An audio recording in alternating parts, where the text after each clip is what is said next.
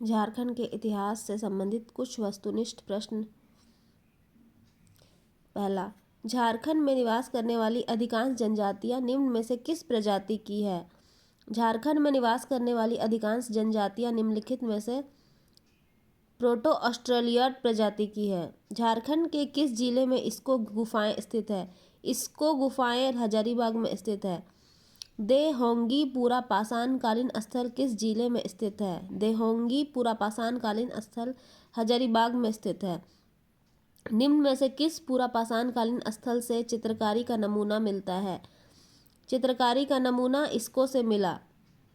निम्न में से कौन सा पुरा पाषाण कालीन स्थल रामगढ़ जिले में है? कुसुमगढ़ जो है वो रामगढ़ जिले में एक पुरा पाषाण कालीन स्थल है। पुरा पाषाण कालीन स्थल एवं जिले से संबंधित निम्न में से कौन सा युग्म सही है? बजना और पलामू युग्म सही है पुरा पाषाण स्थल एवं जिले से संबंधित में। निम्न में से किस स्थल से प्रागैतिहासिक कालीन शैल चित्र एवं अनेक प्राकृतिक गुफाओं के प्रमाण मिले हैं? भवनाथपुर से अनेक प्राकृतिक गुफाओं के प्रमाण मिले हैं। प्रागैतिहासिक कालीन शैल चित्रों पर निम्न में से किस पशु का चित्रण किया गया है? प्रागैतिहासिक में भैंसा का चित्रण किया गया है। निम्न में से किस स्थल के से उत्खनन करने पर 8वीं सदी के लेख प्राप्त हुए हैं? दूध पानी का उत्खनन करने पर 8वीं सदी का लेख प्राप्त हुआ है। दूध पानी नवपाषाण कालीन स्थल किस जिले में स्थित है? दूध पानी हजारीबाग जिले में स्थित है। निम्न में से किस पुरा पाषाण कालीन स्थल से पालकालीन मूर्तियों के अवशेष प्राप्त हुए हैं? पालकालीन अवशेष डुमडुमा में प्राप्त हुए हैं। मध्यकालीन कुम्पा का किला कहाँ स्थित है? मध्यकालीन कुम्पा का किला चतरा में स्थित है। किस नवपाषाण कालीन स्थल से पत्थर निर्मित चाकू मिले हैं? रारू नदी के तट पर पत्थर निर्मित चाकू मिले हैं। चतरा जिला के किस प्रखंड से मेगालिथ संस्कृति के प्रमाण प्राप्त हुए हैं? चतरा जिला के गिद्धौर प्रखंड से मेगालिथ संस्कृति के प्रमाण प्राप्त हुए हैं। निम्न में से किस स्थल से बौद्ध स्मारक के साक्ष्य प्राप्त हुए हैं? बौद्ध स्मारक के साक्ष्य डालमी से प्राप्त हुए हैं।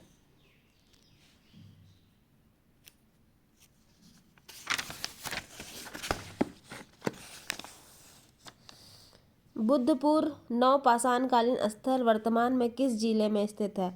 बुद्धपुर धनबाद जिले में स्थित है। झारखंड के पठारी क्षेत्र में आदि मानव के निवास के सबसे पुराने अवशेष किस काल से संबंधित है? झारखंड के पठारी क्षेत्र में आदि मानव के निवास के सबसे पुराने अवशेष पूर्व पाषाण काल के से संबंधित है। वैदिक साहित्य में छोटानागपुर क्षेत्र के लिए किस शब्द का प्रयोग किया गया है? छोटानागपुर शब्द के लिए खुखरा शब्द का प्रयोग किया गया है। महाभारत के किस पर्व में छोटानागपुर क्षेत्र के लिए पुंडरिक शब्द का वर्णन है? महाभारत के दिग्विजय पर्व में छोटानागपुर क्षेत्र के लिए पुंडरिक शब्द का वर्णन है। महाभारत में झारखंड क्षेत्र को क्या कहा गया है? महाभारत में झारखंड क्षेत्र को पशुभूमि कहा गया है। निम्न में से किसने तारीख फिरोज शाही की रचना की? शम्स ए सिराज अफीक ने तारीख ए फिरोज शाही की रचना की। शम्स ए सिराज अफीक। निम्न में से किसकी रचनाओं ने झारखंड शब्द का उल्लेख का एक पद आया है? कबीरदास की रचनाओं में झारखंड शब्द का उल्लेख का एक पद आया है। The neolithic pattern in the prehistory of India किसकी पुस्तक है? The neolithic pattern in the prehistory of India Bowerman की पुस्तक है।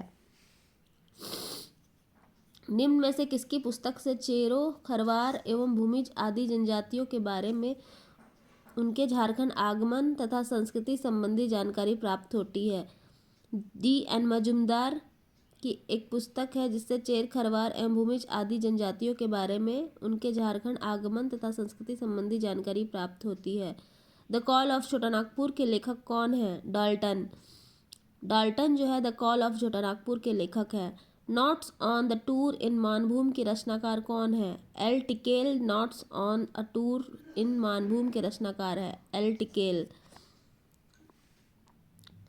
हजारीबाग जिले के पुरा पाषाण कालीन स्थल में उत्खनन कब कराया गया? हजारीबाग जिले में पुरा पाषाण स्थल का उत्खनन 1991 में किया गया। किस पुरा पाषाण कालीन स्थल से भूल भुलैया की आकृति अंतरिक्ष जहाज नक्षत्र आदि के चित्र पाए गए हैं। इसको से भूल भुलैया की आकृति, अंतरिक्ष जहाज नक्षत्र आदि के चित्र पाए गए हैं। इसको कहाँ है? इसको हजारीबाग में है। निम्न में से कौन सा पूरा पाषाणकालीन स्थल चाईबासा में है? दरगाम जो है पूरा पाषाणकालीन स्थल चाईबासा में है। पत्थर के स्लेट नवपाषाणकालीन स्थल में कहाँ मिले हैं? पत्थर के स्लेट बुर्जू में मिले हैं। दरगाम गांव किस कालीन स्थान है? दरगामा गांव ताम्र पाषाणकालीन स्थान है। किस ताम्र पाषाणकालीन स्थल से लोहे की आरी मिली है? लोहे की आरी बसिया से मिली है। ताम्र पाषाणकालीन। निम्न में से किस जनजाति को झारखंड की प्राचीन जनजाति माना जाता है? बिरहोर जनजाति को झारखंड की प्राचीन जनजाति माना जाता है। झारखंड की किस जनजाति का संबंध में माना गया है कि वे भवन निर्माण कला में निपुण थे? खड़िया जनजाति भवन निर्माण कला में निपुण थे। खड़िया जनजाति की प्रथम बस्ती का प्रमाण किस नदी के तट से मिलता है? खड़िया जनजाति का प्रथम बस्ती का प्रमाण निरंजना नदी के तट पर मिलता है। झारखंड की किस जनजाति के संबंध में माना जाता है कि ये लोग तिब्बत से आए हैं? मुंडा जनजाति के बारे में यह माना जाता है कि ये लोग तिब्बत से आए हैं। मदरा मुंडा ने किसे मुंडा जनजाति का नेता नियुक्त किया? सुतिया पाहन को मुंडा जनजाति का नेता नियुक्त किया। दक्षिण भारत से आकर झारखंड में निवास करने वाली जनजाति का नाम क्या है? उरांव जनजाति दक्षिण भारत से आकर झारखंड में निवास करने वाली जनजाति है। किस झारखंडी भाषा का समानता कन्नड़ में पाई जाती है? कुड़ुख जो कि उरांव की भाषा है, उनकी भाषा की समानता दक्षिण भारत के कन्नड़ से समानता पाई जाती है। किस काल में संथालों को संथाल परगना क्षेत्र में बसाया गया? ब्रिटिश काल में संथालों को संथाल परगना क्षेत्र में बसाया गया। उरांव जनश्रुतियों के अनुसार किस जनजाति ने इन्हें मांस खाने के लिए प्रेरित किया? उरांव लोग को किस जनजाति ने मांस खाने के लिए प्रेरित किया? मुंडा जनजाति ने मांस खाने के लिए प्रेरित किया। अमरनाथ दास की पुस्तक अमरकोश में चाईबासा शहर के लिए किस नाम का प्रयोग किया गया है? श्रीवास शब्द का प्रयोग किया गया है। श्रीवास शब्द चाईबासा शहर के नाम के लिए प्रयोग किया गया था अमरदास की पुस्तक अमरकोश में। ऐत्रेय ब्राह्मण के अनुसार वैदिक काल में मगध क्षेत्र में इनमें से कौन सी जनजाति निवास करती है? सबर जनजाति। ऐत्रेय ब्राह्मण के अनुसार वैदिक काल में मगध क्षेत्र में सबर जनजाति निवास करती है। निम्न में से किसने अपनी पुस्तक में गौतम बुद्ध की जन्मभूमि झारखंड बताई है? डॉक्टर वीरोत्तम ने अपनी पुस्तक में गौतम बुद्ध की जन्मभूमि झारखंड बताई है। झारखंड इतिहास एवं संस्कृति पुस्तक के लेखक कौन है? डॉक्टर वीरोत्तम झारखंड इतिहास एवं संस्कृति पुस्तक के लेखक है। निम्न में से किसने पाकबीरा में बौद्ध खंडहर की खोज की? R.C. बोकन ने पाकबीरा में बौद्ध खंडहर की खोज की। खूंटी जिले के किस ग्राम से बौद्ध विहार का अवशेष प्राप्त हुआ है? बेलवादाग ग्राम से बौद्ध विहार का अवशेष प्राप्त हुआ है। बेलवादाग कहाँ है? खूंटी जिले में, वहाँ से बौद्ध विहार के अवशेष प्राप्त हुए हैं। राजमहल क्षेत्र के कांकजोल से बुद्ध की मूर्तियों की खोज किसने की? कनिंघम ने राजमहल क्षेत्र स्थित कांकजोल से बुद्ध की मूर्तियों की खोज की। निम्न में से किस राजवंश के सिक्के रांची के आसपास के क्षेत्र से प्राप्त हुए हैं? रांची के आसपास के क्षेत्र से कुषाण वंश के सिक्के प्राप्त हुए हैं।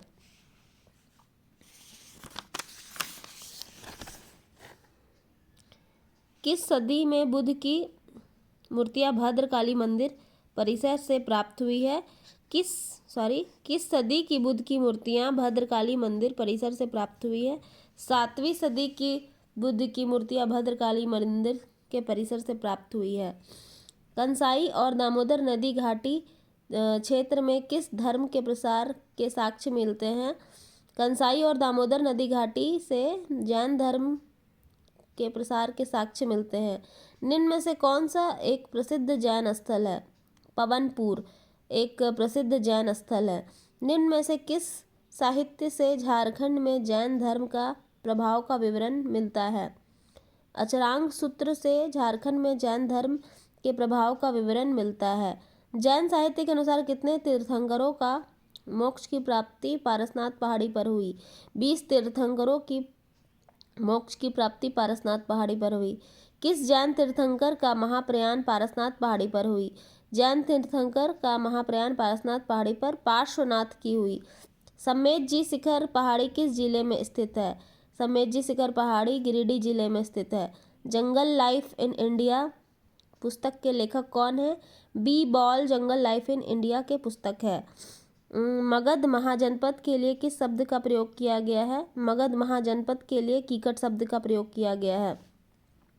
झारखंड की पहाड़ी पठारी तथा जंगल क्षेत्र में किस महाजनपद के हिस्से थे? झारखंड का पहाड़ी पठारी तथा जंगल क्षेत्र किस महाजनपद का हिस्सा था?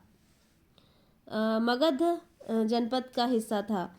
मगध का विस्तार गंगा और किस नदी के बीच था? मगध का विस्तार गंगा और सोन नदी के बीच था। किस इतिहासकार के अनुसार झारखंड क्षेत्र चंद्रगुप्त मौर्य के साम्राज्य में शामिल था? आर रामशास्त्री के अनुसार झारखंड क्षेत्र चंद्रगुप्त मौर्य के साम्राज्य में शामिल था। अशोक के किस शिलालेख में झारखंड क्षेत्र का उल्लेख है? अशोक के 13वें शिलालेख में झारखंड क्षेत्र का उल्लेख है। अशोक के शिलालेख में किस जनजाति का उल्लेख मिलता है? अशोक के शिलालेख में आठों जनजाति का उल्लेख मिलता है। निम्न में से किस साहित्य में झारखंड क्षेत्र के लिए कुकुरदेश शब्द का प्रयोग किया गया है? अर्थशास्त्र में झारखंड के लिए कुकुरदेश का शब्द का प्रयोग किया गया है।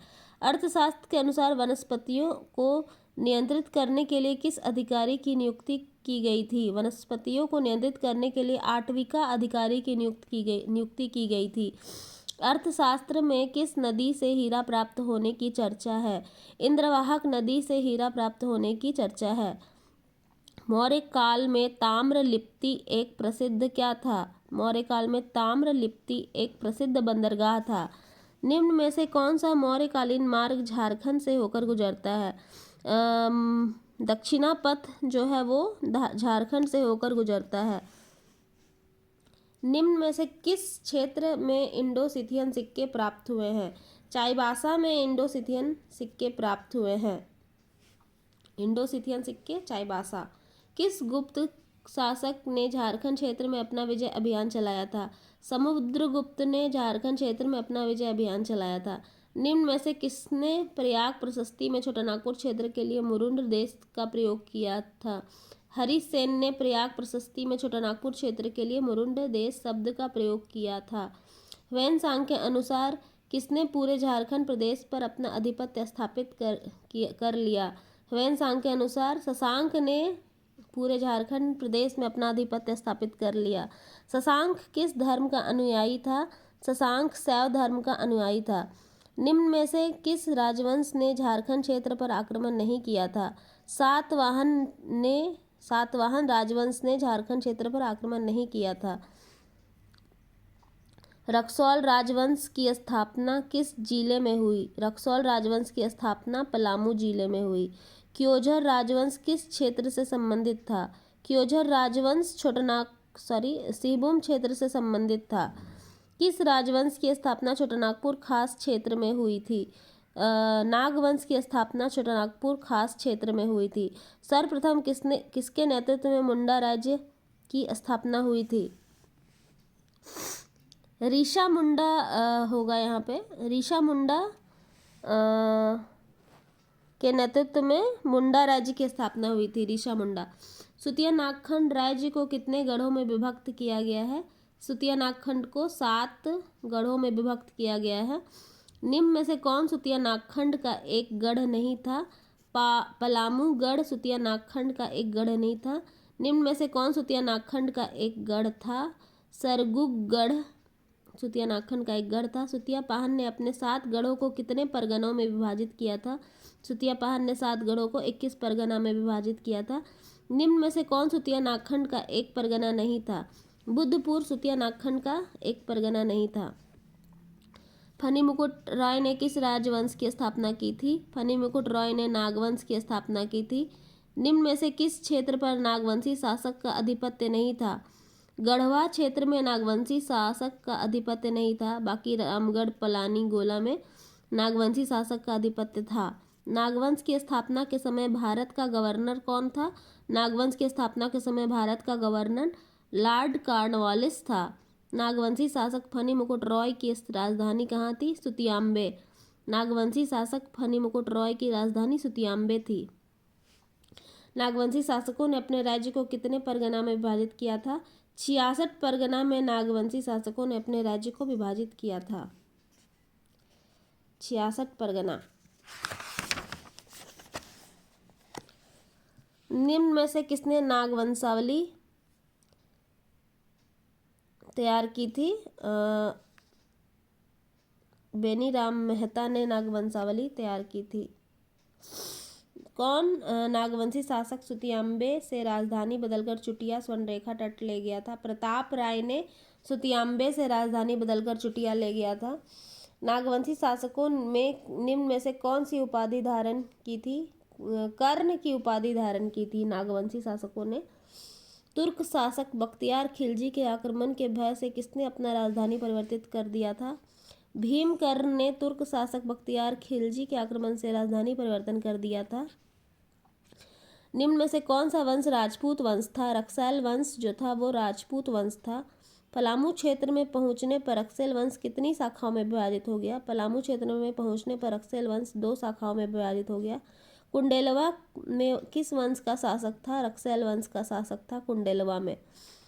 पलामू के जपला क्षेत्र में किस वंश ने अपना शासन स्थापित किया था?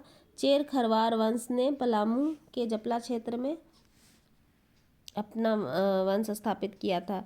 चेर खरवार जनजाति का सबसे प्रतापी शासक प्रताप धवल खरवार था। प्रताप धवल खरवार चेर खरवार जनजाति का सबसे प्रतापी शासक था। तिलैत, ताराचंडी एवं फुलवारी शिलालेख किस वंश से संबंधित है? चेर खरवार, तिलैत, ताराचंडी, फुलवारी शिलालेख संबंधित है।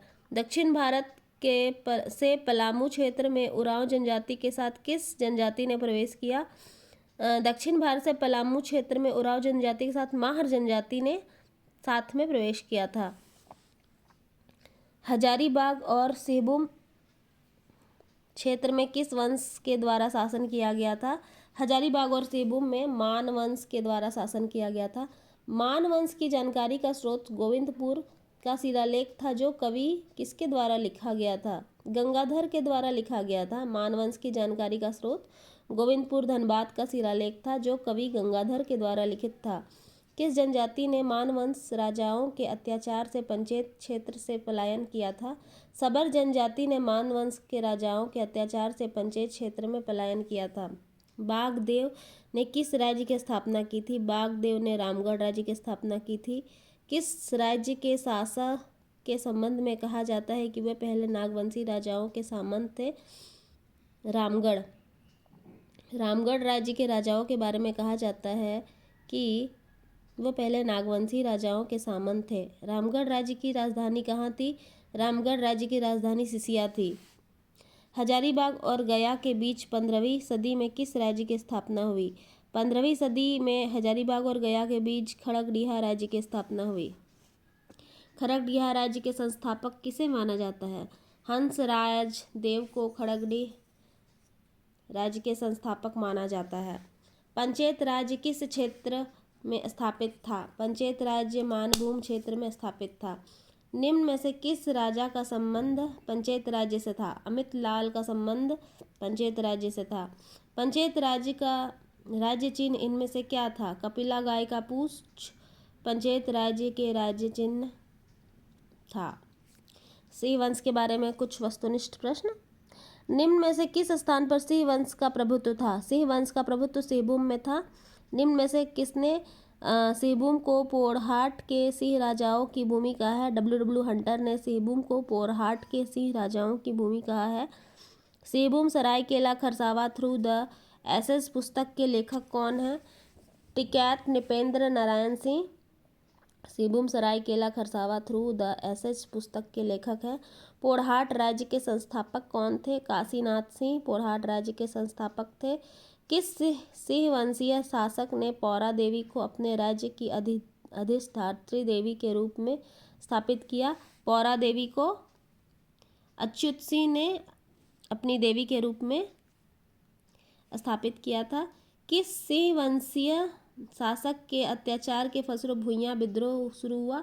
जगन्नाथ सिंह के अत्याचार के फलस्वरूप भूइयां विद्रोह शुरू हुआ। निम्न में से किस राजवंश ने नरबली प्रथा का समर्थन किया था?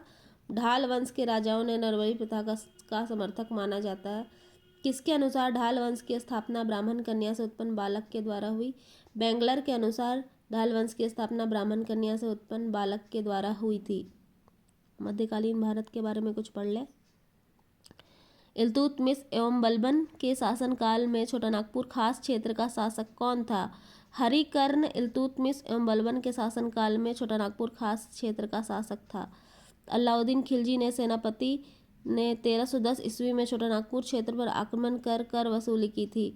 मालिक छज्जू ने अलाउद्दीन खिलजी का जो सेनापति था 1310 में छोटानागपुर पर आक्रमण कर कर वसूली की थी। मालिक छज्जू। इल्तुतमिश और बलबन के शासनकाल में छोटानागपुर क्षेत्र का शासक हरिकर्ण था। किस वंश ने संथाल सरदारों को हराकर बीघा के किले पर आक्रमण किया था? तुगलक ने संथाल सरदारों को हराकर बीघा के किले पर आक्रमण किया था।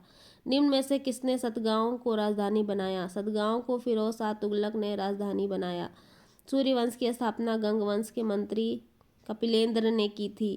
सूर्यवंश की स्थापना गंगवंश के मंत्री कपिलेंद्र ने की थी। कोराम्बे में किन दो राजवंशों के बीच भीषण युद्ध हुआ था? कोराम्बे में किन दो राजवंशों के बीच भीषण युद्ध हुआ था? कोराम्बे में रक्सैल और नागवंश के बीच में भीषण युद्ध हुआ था। निम्न में से किसे झारखंड की हल्दी घाटी कहा जाता है? कोराम्बे को झारखंड की हल्दी घाटी कहा जाता है। चैतन्य चरितामृत के रचनाकार कौन थे? चैतन्य चरितामृत के रचनाकार कृष्णदास थे। किसका उल्लेख चैतन्य चरितामृत में मिलता है? कोराम्बे का उल्लेख चैतन्य चरितामृत में मिलता है। झारखंड में मुगल वंश के समय पलामू में किसका शासन था? झारखंड में मुगल वंश के समय पलामू में रक्सैल वंश का शासन था। The Nagvanshi and the Cheros किसकी पुस्तक है? बी वीरोत्तम की पुस्तक है the Nagvanshi and the Cheros. B Virottam ने चेर वंश के संस्थापक किसे माना है? भगवत रॉय को चेर वंश का संस्थापक माना है। शेरशाह ने किसे पराजित कर राजमहल क्षेत्र पर अधिकार किया? शेरशाह ने हुमायूं को पराजित कर राजमहल क्षेत्र पर अधिकार किया। चेर वंश का सबसे प्रसिद्ध राजा कौन था? मेदिनी रॉय चेर वंश का सबसे प्रसिद्ध राजा था। टकोराई की लड़ाई किसके बीच हुई? टकोराई की लड़ाई अब्दुल रहीम खान खान और जुनैद कर्रानी के बीच हुई थी। मुगल आक्रमण के समय नागवंश का शासक कौन था? मधुकर शाह मुगल आक्रमण के समय नागवंश का शासक था। कौन मुगल अधीनता स्वीकार कर मान सिंह के अंगरक्षक दल में शामिल हो गया था? रंजीत सिंह मुगल अधीनता स्वीकार कर मान सिंह के अंगरक्षक दल में शामिल हो गया था। चेर राज्य पर नियंत्रण स्थापित करने के लिए अकबर ने किसके नेतृत्व में सेना भेजी थी? मान सिंह के नेतृत्व में सेना भेजी थी। चेर राज्य पर नियंत्रण स्थापित करने के लिए अकबर ने मान सिंह के नेतृत्व में सेना भेजी थी। मान सिंह ने कहाँ एक किले का निर्माण करवाया? रोहतासगढ़ में एक किले का निर्माण करवाया मान सिंह ने। अकबर के नेतृत्व में तेलियागढ़ पर अधिकार किया। टोडरमल ने तेलियागढ़ पर अकबर के नेतृत्व में अधिकार कर लिया था। तेलियागढ़ पर टोडरमल ने अधिकार किया। संघ नदी पर पाए जाने वाले हीरे ने किस राजवंश का ध्यान झारखंड की ओर खींचा? मुगल वंश का ध्यान संघ नदी में पाए जाने वाले हीरे के कारण झारखंड की तरफ वो आकर्षित हुए मुगल वंश। अकबर की मृत्यु के बाद किसने मुगलों की अधीनता को मानने से इनकार कर दिया? दुर्जन साल ने अकबर की मृत्यु के बाद मुगलों की अधीनता मानने से इनकार कर दिया। शंख नदी में पाए जाने वाले हीरों का विवरण किस मुगल शासक की आत्मकथा में किया गया है? जहांगीर की आत्मकथा में किया गया है। किस मुगल शासक ने दुर्जन साल को शाह की उपाधि दी थी? जहांगीर ने मुगल शासक जहांगीर जो कि मुगल शासक था ने दुर्जन साल को शाह की उपाधि दी थी? दुर्जन साल ने कितना वार्षिक कर देना स्वीकार किया था? 6,000 का वार्षिक कर देना स्वीकार किया था। किस चेर शासक ने सड़क ए आजम पर मुगल काफिलों को लूटा था? सहबल रॉय ने सड़क ए आजम पर मुगल काफिलों को लूटा था। शाहजहां ने विद्रोह कर कब राजमहल क्षेत्र पर अधिकार किया था? 1622 में शाहजहां ने विद्रोह कर राजमहल क्षेत्र पर अधिकार किया था। शाहजहां ने किस शेरो राजा को 1,000 मनसब प्रदान किया था? प्रताप रॉय को शाहजहां ने 1,000 मनसब प्रदान किया था। औरंगजेब ने किसे पलामू का फौजदार नियुक्त किया? मनकली खां को औरंगजेब ने पलामू का फौजदार नियुक्त किया। मनकली खां। किस चेर शासक का शासनकाल कृषि के लिए स्वर्णयुग था? मेदिनी रॉय जो था चेर शासक था, उसके युग में कृषि के लिए स्वर्णयुग का शासक कहा गया है। मेदिनी रॉय के बाद उसका उत्तराधिकारी कौन बना? मेदिनी रॉय के बाद उसका उत्तराधिकारी रुद्र रॉय बना। किस शासक ने चुटिया का राम मंदिर बनवाया? रघुनाथ शाह ने चुटिया का राम मंदिर बनवाया। किस किले में प्रसिद्ध नागपुरी दरवाजा स्थित है? पलामू का किला में प्रसिद्ध नागपुरी दरवाजा स्थित है। मुगलों ने कहाँ एक शाही टकसाल स्थापित की थी? शाही टकसाल राजमहल में स्थापित हुआ था। कुंडा राज्य की स्थापना किसने की? कुंडा राज्य की स्थापना राम सिंह ने की। किस शासक ने रामगढ़ राज्य की राजधानी बादम से रामगढ़ स्थानांतरित कर दी थी? दलेल सिंह ने रामगढ़ राज्य की राजधानी बादम से रामगढ़ स्थानांतरित कर दी थी। किस मुगल सेनापति के द्वारा 1641 में पलामू पर आक्रमण किया गया? शाइस्ता खां के द्वारा 1641 में पलामू पर आक्रमण किया गया था। ये 150 का वस्तुनिष्ठ प्रश्न आज मैंने पढ़ाया। अगले क्लास में फिर से मैं लेके आऊँगी वस्तुनिष्ठ प्रश्नों का